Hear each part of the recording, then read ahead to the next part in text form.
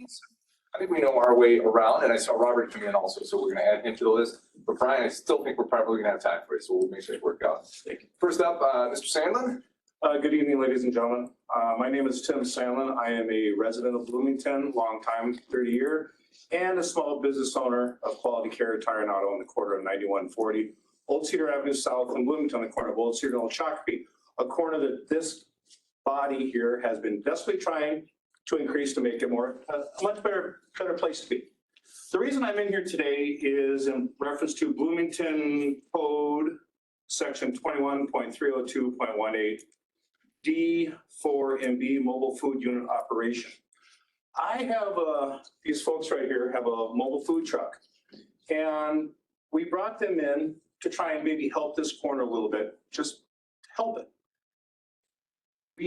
After we brought them in, after a while, I then began getting letters from the city here about the ordinance that a food truck cannot be parked overnight. The reason I'm coming to you folks here is I'm looking for you guys to look at this ordinance and really say, is it a good ordinance to have? Yes, having the food truck, but to not allow them to spend the night. The reason I say that is these folks here are hardworking individuals. They had to move their truck by midnight Sunday, so I would incur a $300 fine. They did. They don't really have a place to go. And here's a small business who has a valid license in the city of Bloomington. I'm looking to get this changed because I see on Nicollet Avenue at Rock Music, there is a food truck that's been there longer than these folks have been there every night. I know that because I test drive cars, I pick cars up, and I see them all the time. I see them there spending the night. Nothing being done. I talked to the manager of Rock Music. There's been no ordinance, no citation given to them. Next, in the store next to them has another food truck that does not move at nighttime. Again, nobody's contacted them. I know this is a pain. I know this is what the law states in the city, but this is an ordinance I think we could really move. These nice folks are going to end up having to leave. They're not going to be able to come back to our shop. I have not only gained customers, they have gained customers. They've been there, how long have you been there now? A month and a half? Like 2 months. 2 months now? 2 months. And we start to get more people and more people. Yeah. And their volumes keep increasing, but if they have to leave, it's not possible for them to take the food truck down to Chaska, So Savage. to Savage, Yeah. then to bring it back in the daytime. I mean, it's just, it doesn't work. Their product, yes, they go down there and they do their commissary and they do that. But to travel with the truck, and you can imagine the wear and tear, also the product inside, it's a shambles. These guys work hard for that. They lose product. I'm just asking the city to look at changing this ordinance because there's a lot of people that are being affected by this. These folks are going to have to leave. I'll give you an example.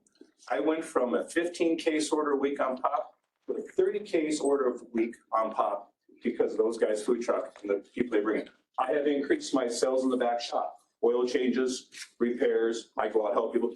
I'm going to see that decrease too. I'm just asking for you guys to think about this, to allow these food trucks to sit overnight. That's all I'm asking for, is to think about that. It's hurting more than just the food truck. It's hurting the people behind it. That's what's hurting the most. I appreciate it, and I don't know the details, to be honest. Since we passed the food truck ordinance, I haven't really dug back to figure it all out.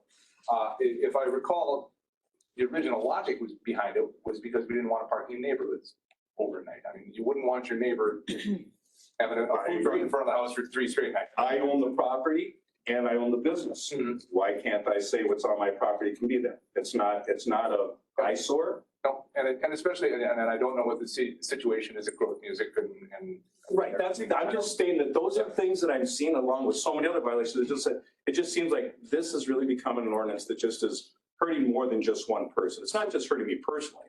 So after you called in, we did alert Lynn Moore in our. Yep. When I was in the meeting with legal, that's correct. Yeah, and so I'll ask them to take a look at this and we'll see if we can get an explanation as to how this is working, why it's not enforced or why it's enforced or what some options might be. What can we do to maybe change it to allow these folks to stay in the city to be able to do this? And I agree, it might be a simple tweaking. It might be, if it's a major overhaul, we're gonna have to talk about it. But I agree, we can we can at least examine it and look at the That's all I'm asking. Can't guarantee anything, but we No. can certainly take a look at it. And the last thing I'll implement in this is they have a Bloomington food license. They pay tax. Taxes go to the city. You can make money on that too. These other ones, there's no food license on those trucks. I've done by the way. So folks, ladies and gentlemen, I appreciate that. I know my time is up. It is indeed. And I just want to say thank you very much. Thank Folks, you. have a nice evening. Please let me know how this comes out. Will do.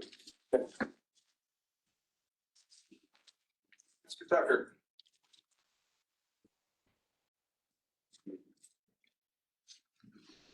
Good evening, welcome. Good evening. My name is Dave Tucker, and I live in Williamsburg Village on the west side. We're a 99-home HOA that has 3 entrances right off of Minnesota Bluffs. On Thursday, we became aware of the program that is proposed right now for the snowplow reduction program. Spoke on Friday with Tim Etten, that I guess has been tasked with putting the whole thing together, and then met with him actually at that open house on Saturday. To his credit, he's done a ton of work. We are a little bit of a different animal, which is why I'm here tonight. As I said, we have 99 homes, but 75 of them are on private cul-de-sacs off of city streets. And on these cul-de-sacs, the city doesn't maintain or plow, we do. So as part of the HOA, we collect assessments from our residents. We engage landscape and snow removal contractors. And we cover probably, and this is a ballpark estimate, 2/3 of a mile between Quebec Circle, Rhode Island Avenue South, 111th Street, and Sumter. The problem is, in that entire span, we only have 11 homes that have frontage on sidewalks. All the rest are either on the other side of the street that doesn't have a sidewalk, but 75 of them are on the cul-de-sacs. We've been scrambling since we found out about this to try and be here tonight. We had our snow removal contractor come in, and he had to measure the width of the sidewalks to make sure his equipment could get in there. The bottom line is, it's going to cost us another $4,800 a year to plow that. There's no way our residents can do it. We're 41 years old, and we got several people that have lived there since it was built. We're all getting old and decrepit. So we actually believe that this program is valid and it's got merit. We back it, we support it. The thing that we believe, though, is we believe that the cuts, if you look at the overall map, they're still going to plow the sidewalks on the major routes. For example, Minnesota Bluffs. All 3 of the entrances for our community, for 100 homes, 99 homes, come right off of Minnesota Bluffs. We believe that the cuts ought to be surgical versus a blanket thing. The problem is, if we incur the $4,800, our monthly income from dues is $49. So we're going to have to pass it on to the residents. Most of the people I've talked with say, we get why you don't want to increase taxes because you'll get screamed at. Being the president, I don't want to increase the assessment, so I don't get screamed at. Sure. But that's basically why we're here. We're heavily involved in, we just joined the Neighborhood Watch. We're putting together a no solicitation policy. We're working with Sean to be able to hang no solicitation signs. We promote Bloomington and all the activities on our website. So we think you guys are doing a great job. We support you. We're just asking that you put this under a microscope for our case. I appreciate that, and I appreciate your acknowledgement that that they've done a great job with the whole community outreach and engagement, trying to get feedback from everybody on all of this, and Kevin's great. trying to look at this from a citywide perspective. And I know there are individual stories based on, every sidewalk's got a story. But but it's a citywide kind of decision that we have been asked to make. And honestly, we're having a conversation again tonight, a little bit more tonight. I expect you'll stick around and listen to the conversation then. I'm going to watch it on TV. And it's probably a better call anyway. It's too far down on the agenda. Yeah, I'll play a call for that one. But I appreciate your input because this is, tonight it is just a staff discussion with the council, and we wouldn't have an opportunity for input like I know they have gotten, as I said. So, but I appreciate it. Appreciate that you're here tonight. Appreciate that you're offering your thoughts on it. So, Thanks. Appreciate your time. Robert. Okay.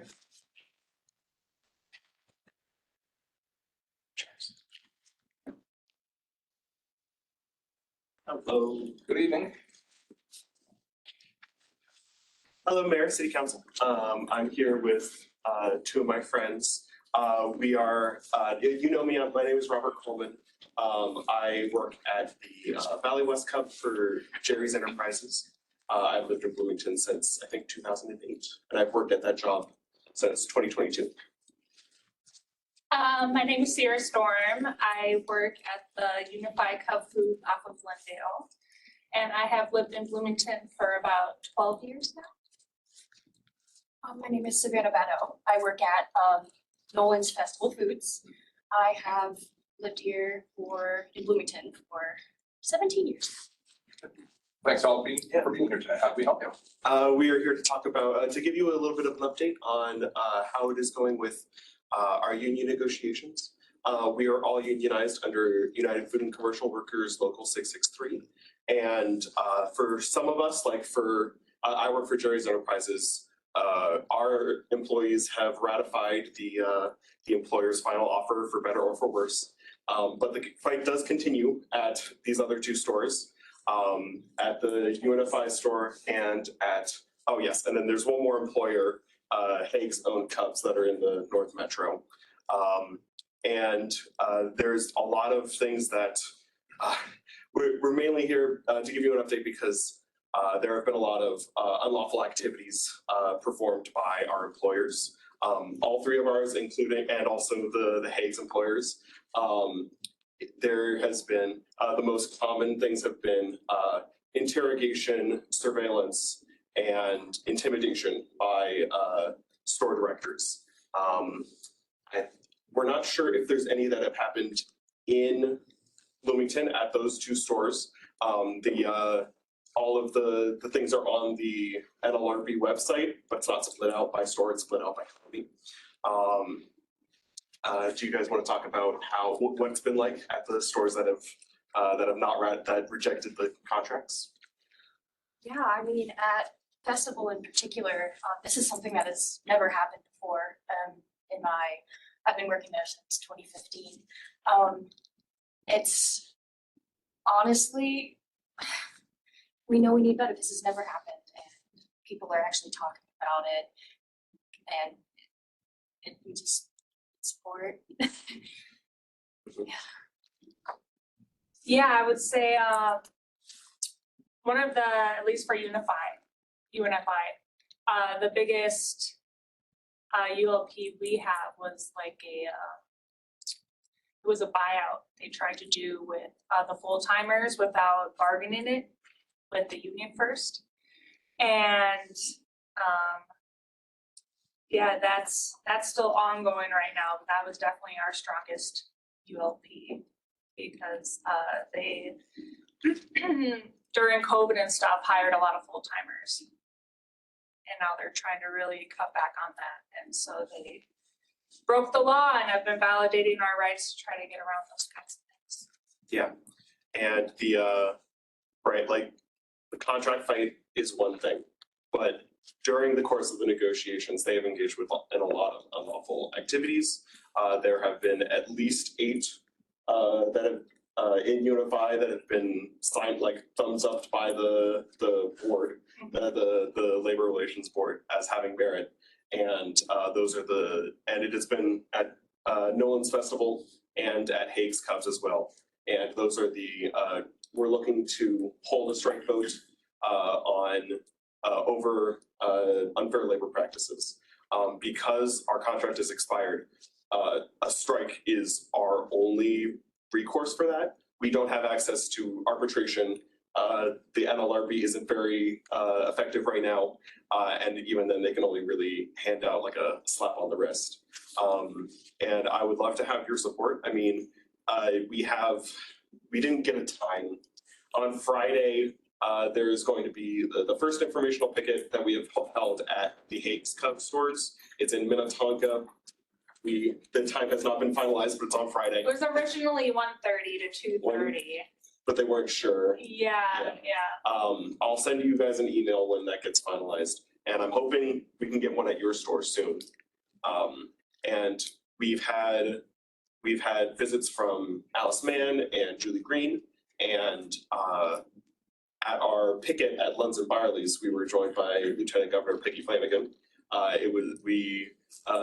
She called the employers cheapskates on the local news, and one of their longest employees held up a quarter, signifying how much raises that they would get under their offer. And then on the final day of bargaining, LMB all of a sudden, oh, hey, there's so much more money here for raises. And it was Robert, we're at 5 immediately minutes here, so yes, I'll cut you off. yeah. I'm gonna remind you all, and you know this, of course, as a body, we have literally nothing that we can do here. I know. I know that if you have legal concerns, if you have actual, lawful issues, contact our Bloomington police.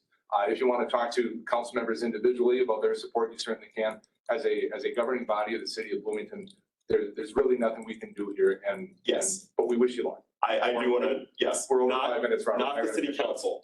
You're the members of the city council Thank you. in your personal capacity. Thank you so much. Thank you. Thanks. Mary Pat?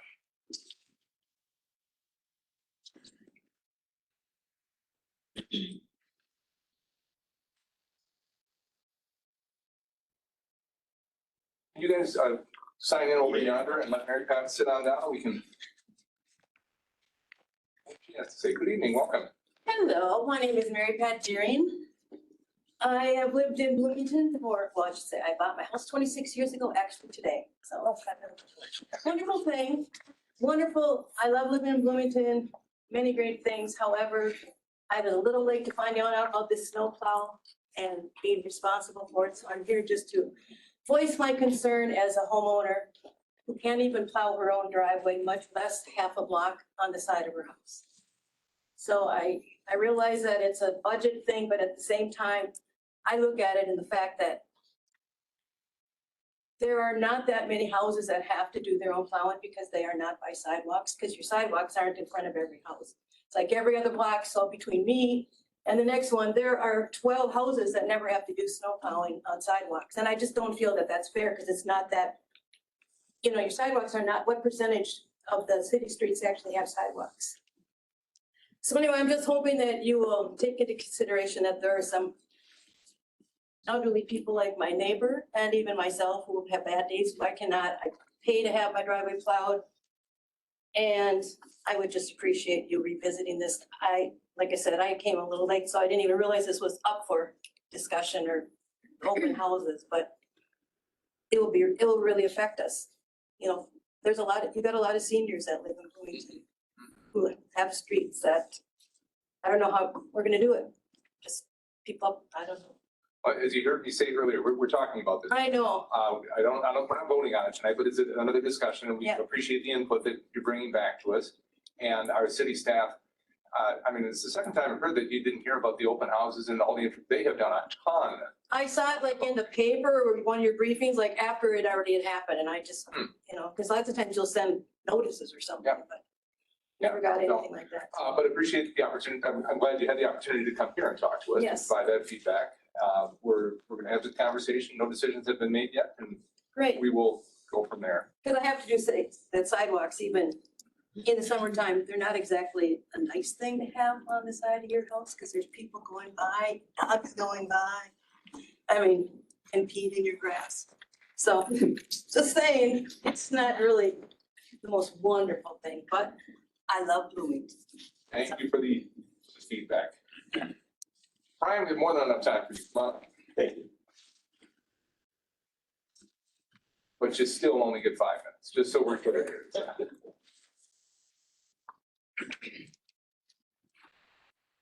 Good evening. Mayor, City Council, thank you for allowing me. I saw on the Let's Talk Bloomington project list, the information about the franchise fee expansion. And I realize it's been taken off the agenda.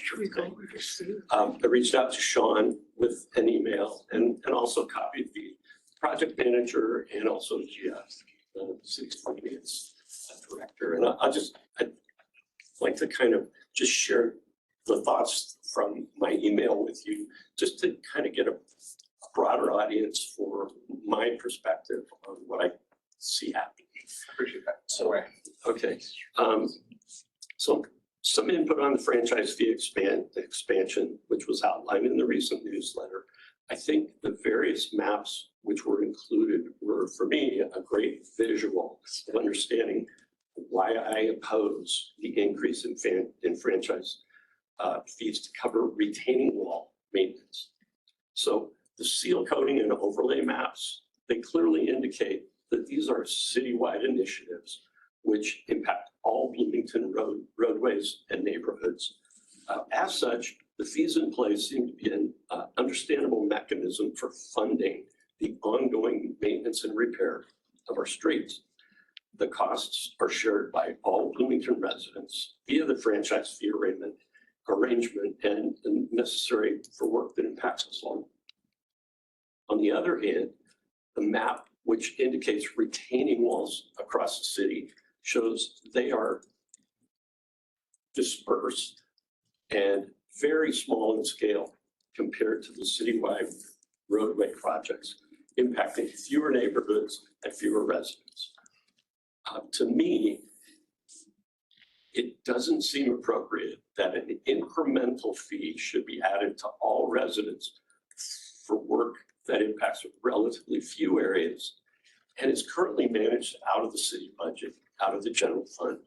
So for me, it appears to be an incremental fee for existing routine maintenance. And so I have trouble with that. In addition, the fact that only 3 areas are identified for replacement over the next 2 to 3 years, it doesn't, again, seem to support the need for incremental fees that would begin starting January 1st. I recommend continuing to fund retaining walls as a regular maintenance item from the current source, which I understood to be the general fund.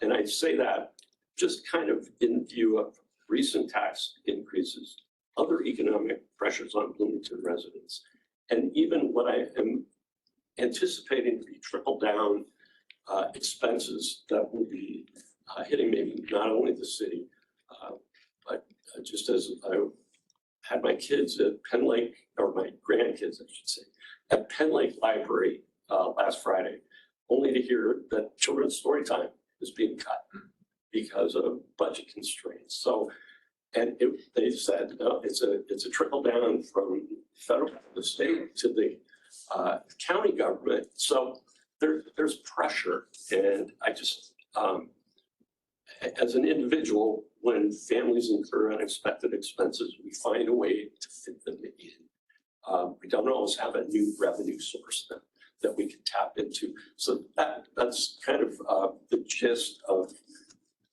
what my view was, and I appreciate you hearing me out. And the only other thing that, since I reached out to Sean, if you look at 93 cents on your gas bill and your electric bill, it doesn't sound like a lot, okay? $2 a month, 12 months. But if you look look at it on a percentage basis, that increases the franchise fee by 15.6%. That's a little bit startling. Like I say, the numbers appear small, but you add them up over 50,000 households and you don't have a project that's out there until 2 to 3 years down the road. It's millions of dollars. So anyway, I appreciate the time and, you know, I appreciate you coming in. And as you said, yes, we had it on the calendar tonight, the public hearing. We canceled that because frankly, we've got more work to do on it. okay. And we understand that, and that's going to be the plan moving forward. And where that work goes, I'm really not sure right now. Sure. Because we've been hearing a lot from a lot of different folks, and I know council members have different opinions as well. So, Well, and seeing that it was canceled, just wanted to at least register my view. Councilmember Nelson, quick comment here? Yeah, Over time. and, you know, I think as a reply back to, the general fund is paid by all people. Franchise tax is paid by all people. It's just a different source. It's the question in my mind that I think part of the reason why we delayed it is to look at if there's a different timing of when we do these projects or some of the other projects in that program in order to avoid an increase. So if we have to increase spending for those retaining walls and it goes into the general fund, that'll be in the levy and we'll all have to pay that. If we do it through franchise taxes, we'll have to pay that as well. So we're gonna pay for it either way. It's a matter of how we do that. And I think the big question, the reason it was delayed was, is there anything else we can do? Is there a way to manage those costs? Is there a way to time those costs so that we can do it without an increase in the existing funding? Exactly. I wasn't proposing an assessment of sorts, only for people who have a retail. Yeah, I didn't gather that, and I was remind you and kind of adding clarity what the mayor said about what the ongoing conversations are about this, because we've heard you and others, and we understand the situation in the community, and we want to make sure we're being fiscally responsible. So Perfect. And I appreciate the conversation that we had. I wanted to talk to you. Absolutely. So thank you very much. I appreciate it. Thank you, Mr. Mitchell. Also, we're at 6:15. Look at us, right on time. I will look for a motion to adjourn and we'll head downstairs. Second. Motion in the second to adjourn. All in favor, say aye. Aye. We are adjourned. We'll head downstairs. Thank you all for coming this evening. Appreciate it. Appreciate your input. Thanks much. With your favorite.